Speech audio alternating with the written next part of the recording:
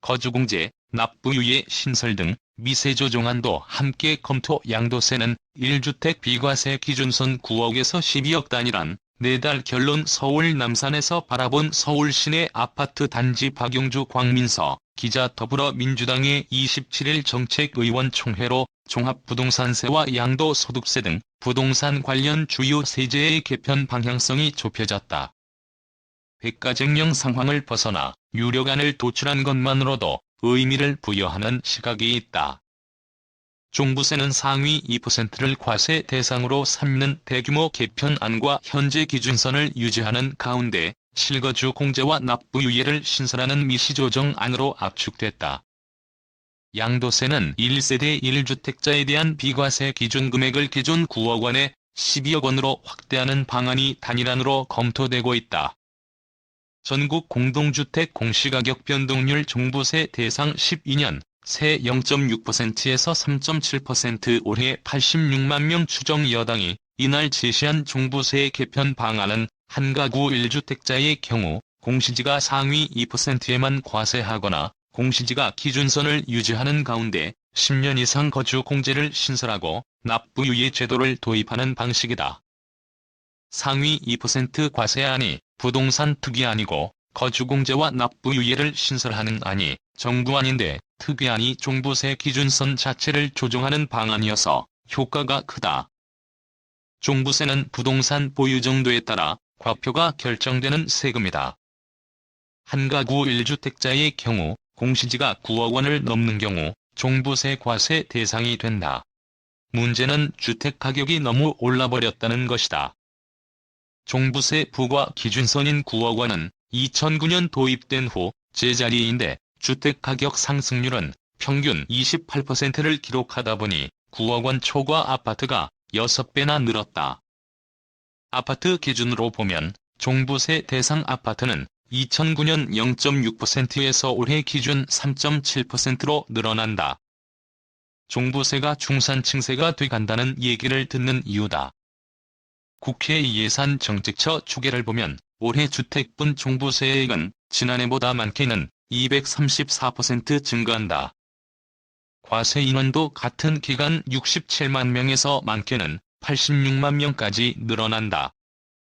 종부세 상위 2% vs 거주공제 납부유예. 민주당 특위안은 공시지가 상위 2%까지만 종부세를 과세하는 것이다.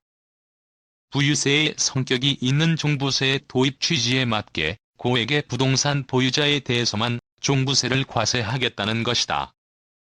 과세 대상 인원을 특정하는 방식이므로 종부세 부과 기준선은 매년 바뀌게 된다. 올해 전국의 아파트 기준으로 상위 2%를 적용해보면 공시가 12억 원에 거의 육박하는 수준이 된다.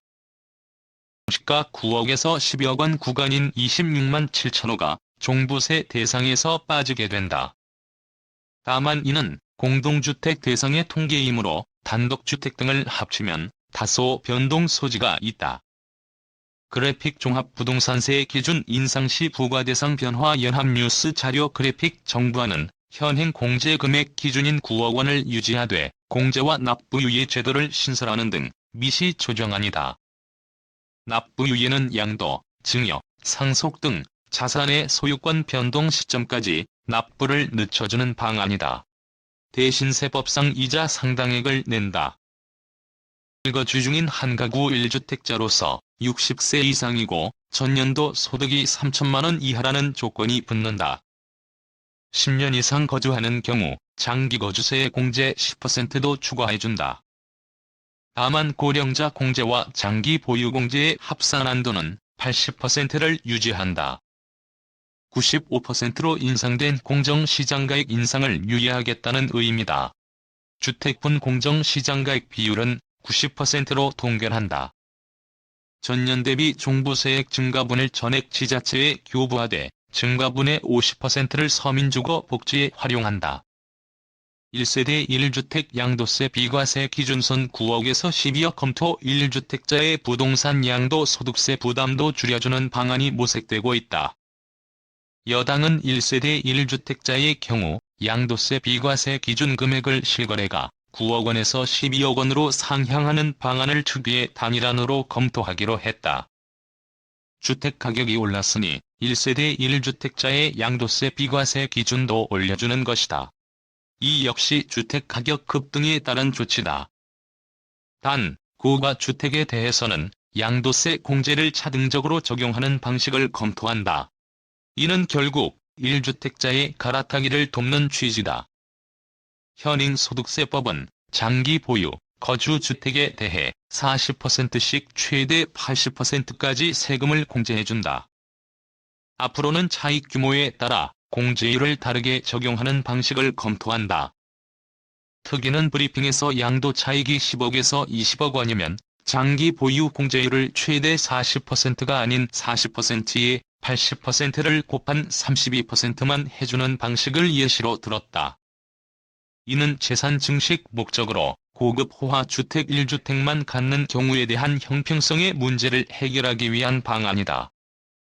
정부는 양도세 비과세 기준 금액을 인상하는 데 대해 부정적인 것으로 전해졌다.